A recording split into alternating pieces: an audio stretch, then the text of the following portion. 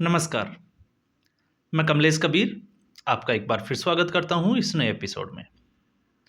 आज के इस एपिसोड में हम झारखंड पर एक बार फिर से चर्चा करने वाले हैं और झारखंड पे जो चुनाव परिणाम आए हैं उसके बाद में आपको पता ही होगा, कल हेमंत सोरेन ने शपथ ग्रहण भी कर ली, चौथी बार वो सीएम बन गए। लेकिन इस बीच जब हम आंकड़ों पे चुनाव परिणाम के आंकड़ों को देखते हैं तो जो चुनाव परिणाम आए हैं, मुझे लगता है, ये मेरा निजी आकलन हो सकता है, मैं बार बार कहता हूं, लेकिन मुझे लगता है कि ये आरएसएस और बीजेपी दोनों को आत्ममंथन करने के लिए विवश कर देगा। क्यों? क्योंकि ऐसे आंकड़े जो कान खड़े करने के लिए भी मजबूर कर रहे हैं। और क्यों कर रहे हैं इसको थोड़ा सा हम समझ लेते हैं। झारखंड में भारतीय जनता पार्टी के पिछड़ने के कारणों की हमने पहले भी चर्चा की थी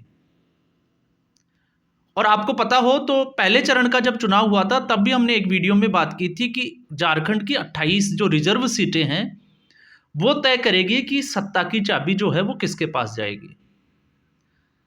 तो झारखंड के आंकड़ों पे जब नजर डालते हैं तो कौन सी नई चीजें, अब राजनीतिक विश्लेषकों के वो चीज पकड़ में आई या नहीं आई मुझे नहीं पता, लेकिन मुझे लगा कि इस पे बात करना जो है वो जरूरी है, इसलिए मैंने इस पर वीडियो बनाना जरूरी समझा। जिन 28 सीटों की हम बात कर रहे थे उन सीटों के अलावा 2 सीटें और जो है वो आदिवासियों की आई, तो कुल 81 में से 81 में से 30 सीटें जो है वो आदिवासी समुदाय के जीत के आए, आदिवासियों की सीटें। और आप देखिए कि जिन सीटों की हम बात कर रहे थे उसमें से सिर्फ और सिर्फ एक सीट पर भारतीय जनता पार्टी को जीत मिली और वो भी चंपई सोरेन। तो सिर्फ और सिर्फ भारतीय जनता पार्टी इन सीटों के ऊपर खाता ही खोल पाई।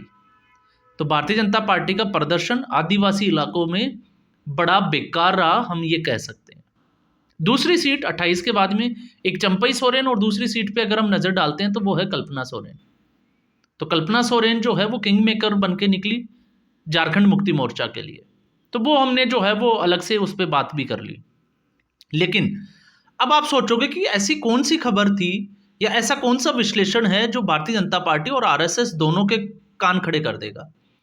तो उसमें सबसे बड़ी बात यह है कि इस बार के चुनाव परिणामों में जो 28 सीटें रिजर्व है उसमें से लगभग 1/3 सीटों के ऊपर ईसाई समुदाय के या ईसाई विधायक जो है वो जीत कर आए हैं। सुनकर थोड़ा सा अचंभा लगेगा। और इससे भी बड़ी बात यह है कि जब हम धर्मांतरण की और डेमोग्राफी की बात करते हैं तो जहां मुस्लिम विधायकों की संख्या सिर्फ और सिर्फ 4 है, उनसे दुगनी संख्या में 8 विधायक अगर ईसाई चुनकर आते हैं तो अब आप अंदाजा लगा के देखिए कि ये मामला जो है वो कितना गड़बड़ और किस दिशा में जा रहा है। और ऐसा मैं क्यों कह रहा हूं, क्योंकि 2011 के जब जनगणना के आंकड़े हम खोदते हैं तो जब हम उसकी स्टडी करते हैं, और मैंने भी ठीक वैसा ही किया, 2011 के जनगणना के आंकड़े जब सामने थे तो मैंने देखा कि जहां पर मुस्लिम आबादी जो है वो 15% और ईसाइयों की आबादी 4%। तो आप फर्क देखिए, 15% जो आबादी वाला जो समुदाय है और जिसमें रोहिंग्या घुसपैठियों की भी संख्या है और उसके विधायक चुनकर जाते हैं सिर्फ 4 विधानसभा में, और मिशनरी जहां पे हावी हो रहे हैं धीरे धीरे, तो आपको यह भी जानकर जो है वो हैरानी होगी। अब ऐसा मैं क्यों कह रहा हूं, क्योंकि इसमें मैं एक दूसरे स्टेट का आंकड़ा और जोड़ कर आपको बताना चाहता हूं, और वो स्टेट है पंजाब। क्योंकि पंजाब में मैंने इसकी जो है वो बारीकी से स्टडी की है, और पंजाब की स्टडी में जहां पे 1 से 1.5% ईसाई जो है वो जनगणना के आधार पे अगर हम देखते हैं तो ईसाइयों की संख्या इतनी है, लेकिन ईसाई समुदाय जो है वो दावा करता है कि लगभग जो है वो 15 से 17% आबादी जो है वो ईसाइयों की है। और इसमें से पिछले 4 साल में जो है, जो अमृतसर और गुरदासपुर का जो एरिया है, बॉर्डर एरिया है, वहां पे लगभग 600 से 700 जो है वो नए चर्च बने हैं। तो आप सोच के देखिए कि मामला जो है वो किस ओर जा रहा है। भारतीय जनता पार्टी धर्मांतरण के मुद्दे पे जोर जोर से चिल्लाती है और आपने देखा हर चुनाव में ये मुद्दा भी बनता है, लेकिन इस इतने शोर शराबे के बाद में भी भारतीय जनता पार्टी की चूक कहां पे हो गई, ये समझना जरूरी है कि जो मिशनरी तो इसमें सबसे बड़ी जो चूक हुई, जहाँ पे हमारा जो आकलन जो पहुँचता है, तो अगर हम उसके हिसाब से देखते हैं, तो मैंने इस पे पहले भी बात की थी कि आदिवासियों को समझाना, और वो भी केंद्र सरकार की योजनाओं के बारे में, क्योंकि इलिटरेसी थोड़ी ज़्यादा है तो वो बहुत मुश्किल है। दूसरा, नशा। और तीसरा, जो सबसे अहम कड़ी जो नज़र आती है वो इसमें है कि जो गरीब तबके के लोग हैं उनको किसी भी तरीके से लालच देना। वो लालच पैसों का भी हो सकता है, और वो लालच जो है वो शिक्षा से जुड़ा हुआ भी हो सकता है कि आपके बच्चों को अच्छी स्कूल में शिक्षा मिलेगी। जिस तरीके से मैंने पंजाब में इसको ऑब्जर्व किया है, क्योंकि झारखंड में मैंने नहीं किया, लेकिन ये मेरा एक आकलन है, मेरा एक अनुभव है, जिस तरीके से मैंने इसको स्टडी किया है। तो यहाँ पे ये दलित और उन लोगों को, गरीब तबके के लोगों को चुनते हैं, उनको थोड़ा पैसे का लालच देते हैं और उनको कन्वर्ट करा लेते हैं।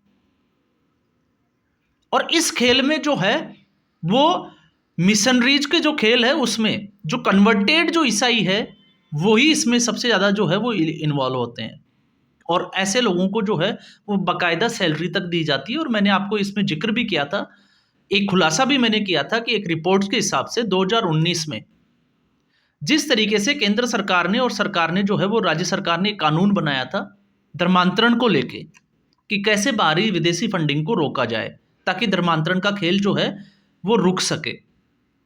और उसके बाद में वहाँ पर मिशनरियों ने, झारखंड और छत्तीसगढ़ की मैं बात कर रहा हूँ, उन्होंने जो है वो जो राशन वितरण की जो योजना है केंद्र सरकार की, उस योजना में जो चावल और गेहूं दिए जाते हैं, तो हर जो चर्च है उससे ये जो है वो एक, जिसको कहते हैं कि आपने देखा होगा, फतवे जारी करते हैं।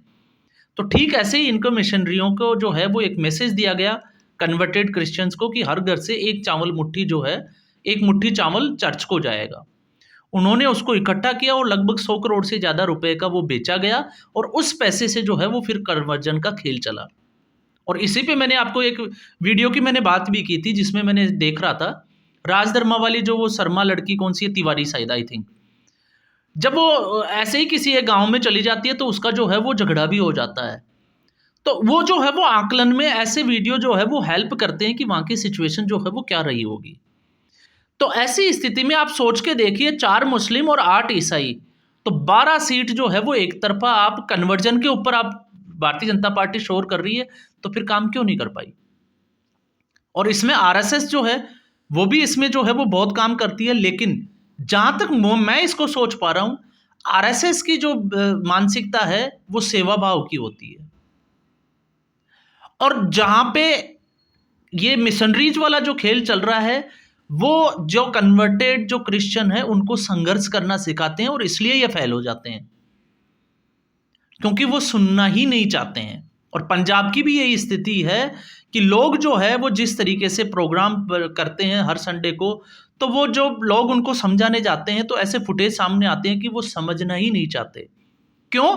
क्योंकि उनका ब्रेन वॉश इसी तरीके से किया जाता है। तो ये एक जो है वो बड़ा फैक्टर, और इस पे लगता है कि अब सरकार को कठोर कानून के साथ में जो है वो कुछ चीज़ों पे काम करने की ज़रूरत भी है।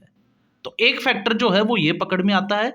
और दूसरा, आपने देखा होगा जिस तरीके से हम झारखंड के, जब झारखंड बना था तो उस वक्त की अगर हम बात करते हैं, तो आई थिंक अगर हम इससे पहले की बात करें, झारखंड बनने से पहले, तो वहाँ पे भारतीय जनता पार्टी ने वनांचल, क्योंकि ये सारा जो है वो छत्तीसगढ़, झारखंड, ये एरिया जो है वो फॉरेस्ट एरिया आता है, आदिवासी, तो वहाँ पे भाजपा का अध्यक्ष बनाया था बाबूलाल मरांडी ने। और बाबूलाल मरांडी ने उस वक्त जो है वो बहुत अच्छा काम किया था। और जब उन्होंने अच्छा काम किया तो आपने देखा होगा उनको केंद्र सरकार में जो है वो मंत्री बनने का भी मौका मिला, और झारखंड के पहले मुख्यमंत्री भी बने। लेकिन आपसी खींचतान की वजह से बाबूलाल मरांडी को जो है वो भारतीय जनता पार्टी छोड़नी पड़ी, और उसके बाद से ही भारतीय जनता पार्टी की जो स्थिति है वो डामाडोल हो गई।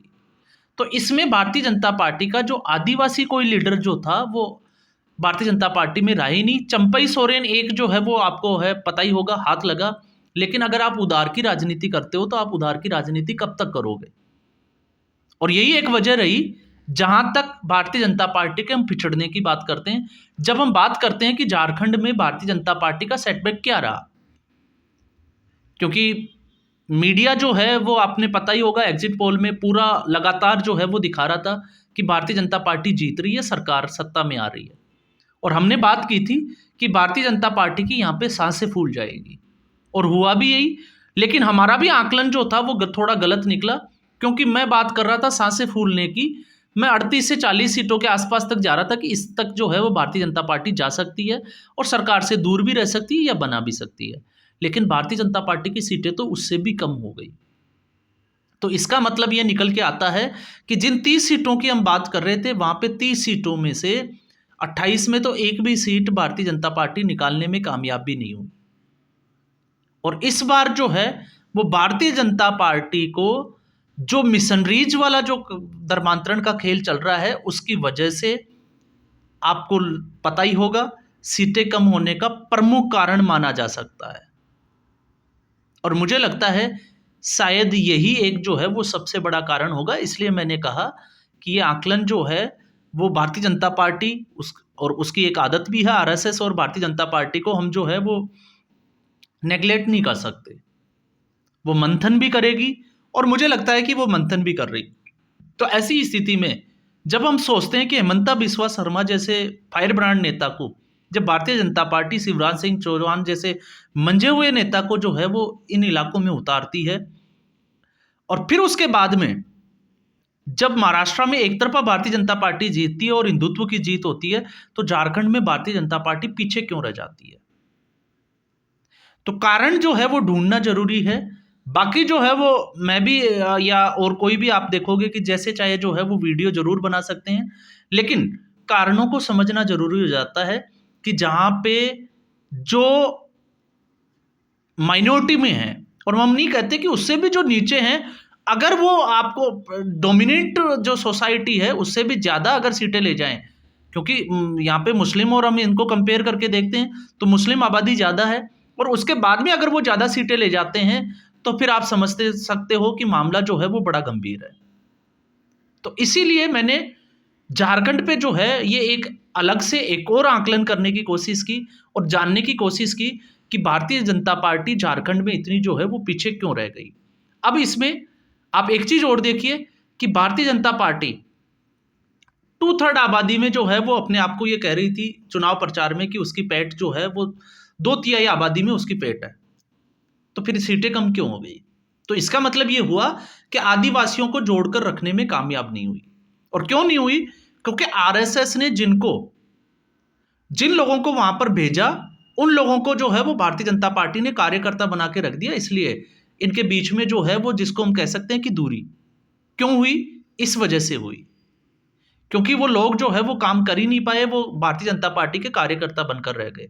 इसलिए आरएसएस को भी ये सोचना होगा कि किस तरीके से जो खेल चल रहा है उसको रोका जाए, और भारतीय जनता पार्टी को भी जो है वो दोबारा से रणनीति बनानी पड़ेगी। जो रणनीति 1994 में जब झारखंड बनने लगा था, एक नए राज्य का निर्माण हुआ था, तब जो रणनीति बनाई गई थी जिसकी हम बात कर रहे हैं, जब बाबूलाल मरांडी को वनांचल का अध्यक्ष बनाया गया था, तो उस रणनीति पे भारतीय जनता पार्टी को वापस आना पड़ेगा। और अगर वापस नहीं आए तो आपको पता होगा कि आने वाले समय में भी भारतीय जनता पार्टी सत्ता से दूर ही रहेगी। और यही एक वजह है कि भारतीय जनता पार्टी 38% आबादी जो है हिंदू आबादी होते हुए भी पंजाब में आज भी जो है वो सपने देख रही है कि किसी भी तरीके से उसकी 2-4 सीटें आ जाए तो वो खुश होने की स्थिति में आ जाए। लेकिन पंजाब में ऐसी स्थिति जो है वो भारतीय जनता पार्टी के अकेले चुनाव लड़ने पर बन नहीं रही है। तो क्यों नहीं बन रही, अब आपको जो है वो इस वीडियो में उसका आकलन जो मैंने करने की कोशिश की है उसमें शायद जवाब मिल भी गया होगा। तो धर्मांतरण का मुद्दा भारतीय जनता पार्टी ने इस देश के लिए भी जो है वो एक सोचने वाली बात है और विचार करने वाली बात है कि इस पे सरकार जो है वो किस तरीके से सख्त एक्शन लेती है। तो आज के एपिसोड में बस इतना ही। उम्मीद करूंगा ये वीडियो एपिसोड आपको पसंद आया होगा। वीडियो को लाइक करें, शेयर करें, चैनल जरूर सब्सक्राइब करें। धन्यवाद।